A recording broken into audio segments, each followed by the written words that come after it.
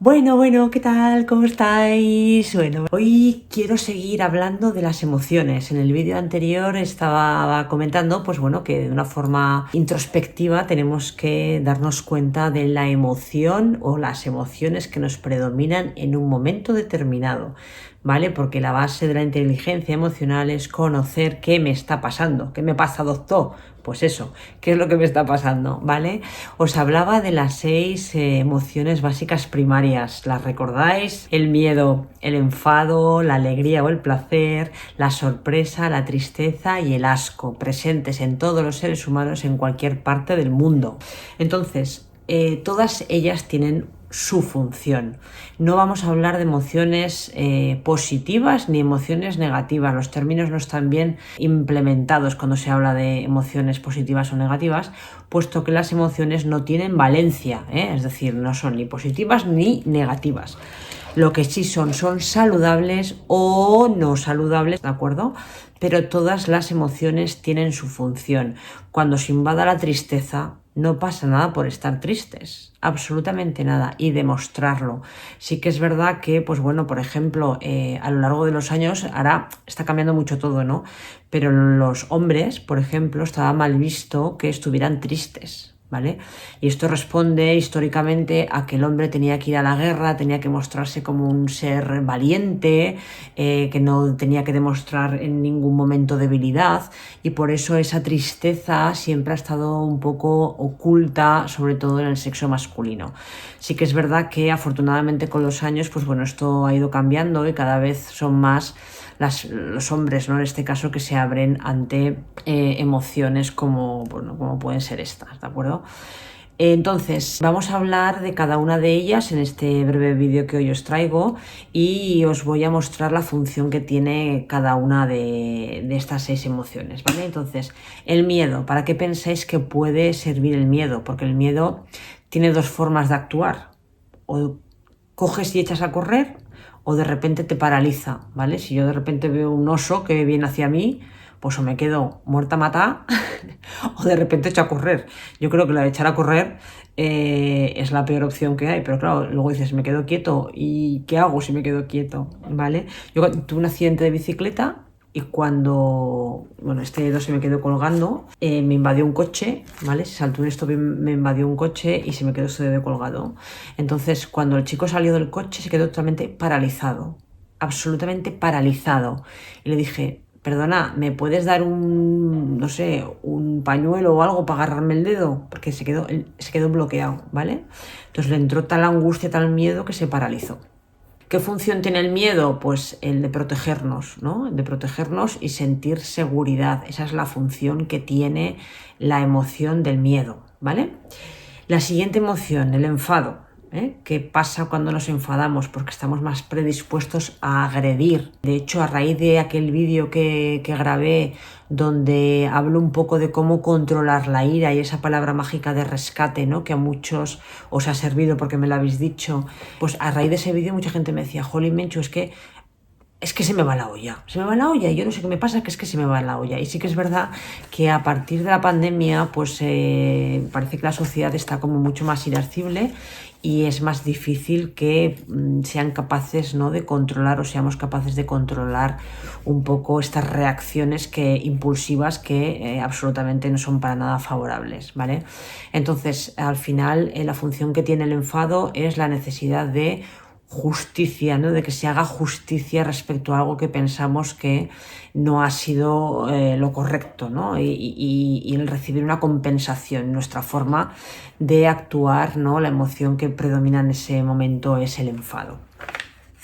Luego la tercera emoción es la alegría. La alegría al final viene para traernos un día maravilloso, para abrirnos al mundo, para reír, para abrazar, para saltar y para estar, vamos, pletóricos, ¿vale? ¿Qué función tiene la alegría? Pues principalmente la función de compartir, ¿vale? La función de compartir, somos seres que nos gusta compartir con los demás, y la función también de poder amar. Bueno, el amor, ¿no? y el compartir van muy unidos, porque al final no podemos ser personas que amamos y somos seres egoístas con nosotros mismos y también con los demás, ¿vale?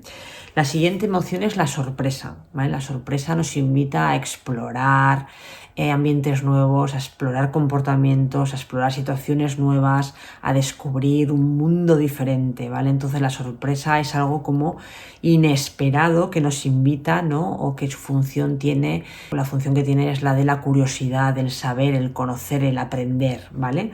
Entonces, también el entender, ¿no? La sorpresa al final pretende, pues bueno, lo que digo, ¿no? Descubrir situaciones o comportamientos nuevos y evidentemente pues para poder implementar mucho más aprendizaje dentro de nosotros mismos, ¿no? Del tipo que sea, porque hay sorpresas que es mejor no tener, pero al final lo que decimos de todo es aprender, ¿no? Luego la siguiente emoción que quiero comentaros es la tristeza, ¿vale? La tristeza, ¿a qué me predispone? A no hacer, a no escuchar, a llorar, a cerrarnos como un bicho bola, ¿vale? El estar triste al final te invita a ser más apático, a tener menos energía, ¿vale? ¿Y qué función tiene? Pues bueno, la función que tiene es al final el pasar un proceso de duelo, que también lo comentaba anteriormente, ¿no? Al final tenemos una pérdida del tipo que sea, una pérdida emocional, una pérdida familiar, una pérdida material, y es como un proceso de luto, aunque sea pequeñito o puede ser grande, ¿no? Al final los procesos de duelo, la tristeza tiene que aparecer, ¿vale?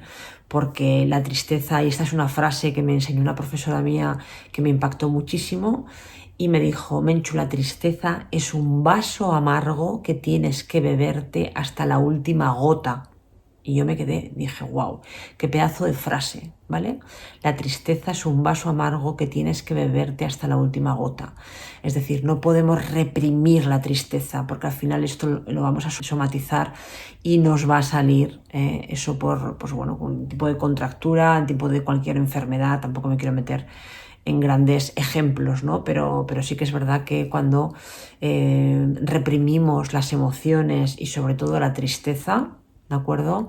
Tenemos que ser conscientes de que no nos estamos haciendo ningún favor. Entonces, por favor, sobre todo los que estéis pasando, por ejemplo, un proceso de duelo por un familiar, no, yo no hablo de un duelo material, pero sí por el fallecimiento de alguien, no reprimáis esa tristeza, ¿vale? Porque al final es lógico y es normal que estemos tristes. Yo cuando falleció mi papá me costó mucho el poder remontar, ¿no? Y mi proceso de duelo ha durado hasta hace muy poco, hasta hace prácticamente unos meses, y he estado 2 años pues dando tumbos, triste, pero amarga, pero es que al final es un proceso por el que tienes que pasar, porque si no lo paso ahora, lo hubiera pasado más adelante, ¿vale? Y además, si hubiera sido yo la que me hubiera ido, yo sé que mi papá en ese caso hubiera estado muy triste también, ¿no? Entonces es algo lógico y normal, no pasa nada por estar triste. También os hablaba el otro día de la tristeza, que no la retroalimentéis en exceso, es decir, un proceso de duelo es normal, ¿no? Y tiene su camino, ¿no? Y tiene su forma de evolucionar. Pero en otros tipos de tristeza, que a lo mejor si luego las reflexionamos y las racionalizamos, no tenemos que ser tan incipientes y estar ahí con pensamientos rumiativos, ¿no? Imaginad que yo estoy triste, pues bueno, porque me iba a ir de viaje y de repente en el trabajo me han dicho que me tengo que quedar y me he puesto triste, pero soy una persona que no sé gestionar bien mis emociones y estoy enquilosada y echándole la culpa al otro y con pensamientos rumiativos constantemente en la cabeza, ¿vale? Llega un momento que la tristeza se retroalimenta tanto que me puede perjudicar, ¿vale? Y esto a lo mejor los que no tengáis o seáis tan hábiles en gestionar vuestras propias emociones, yo os recomiendo, imaginad que os dan una mala noticia, ¿no? Que tenéis una enfermedad. Yo siempre digo lo mismo, es una putada, o sea, porque es una putada que te den una mala noticia y que tengas una enfermedad. Ahora bien, llora una semana, y luego agarra el toro por los cuernos, ¿vale? Y con toda la valentía del mundo enfréntate a las cosas, con optimismo y con alegría, porque eso te va a ayudar muchísimo. Purga bien todo en una semana, 3 días, una semana, 15 días, lo que tú pienses que necesite tu cuerpo para que esa tristeza, ¿vale? Ya se destruya y que tengas la fuerza suficiente como para enfrentarte al problema que te venga, ¿vale? Es un consejo que humildemente os doy y que a mí me ha funcionado siempre muy bien. Sí que es verdad que hay noticias y noticias y hay procesos de duelo y procesos de duelo, ¿vale? Pero al final la tristeza te invita a no hacer, y el no hacer cuando tú no tienes una alegría o cuando no tienes una obligación en tu día a día, eso paulatinamente se puede convertir en extremo, en depresión, en una enfermedad grave, ¿vale? Y luego por último el asco. El asco al final es como un rechazo a algo, ¿no? Es cuando tenemos asco, es como uff. Es como que no queremos saber nada de eso que está pasando, ¿no? ¿Y qué función tiene? Pues el tener una buena salud, el ser saludables. Por esto os traigo un ejemplo muy significativo, y es cuando las mamás están embarazadas y de repente huelen lejía y les repugna, ¿vale? Les da asco. ¿Por qué? Porque el feto lo está interpretando como un elemento tóxico y el cuerpo de forma inconsciente reacciona así, ¿de acuerdo? Porque en sí el olor a lejía sí que es verdad que en la mayoría de los casos, pues bueno, es un olor que agrada, ¿no? Porque huele a limpio, pero fijaros, ¿no? En este ejemplo que os traigo tiene un sentido totalmente diferente, ¿vale? El feto lo interpreta como algo que puede ser perjudicial y de hecho lo es para su propio desarrollo, y lo que hace es repugnarle a la madre, ¿no? Bueno, en fin, estas son las 6 emociones primarias básicas de las que os he ido hablando durante varios días, y estas son las funciones.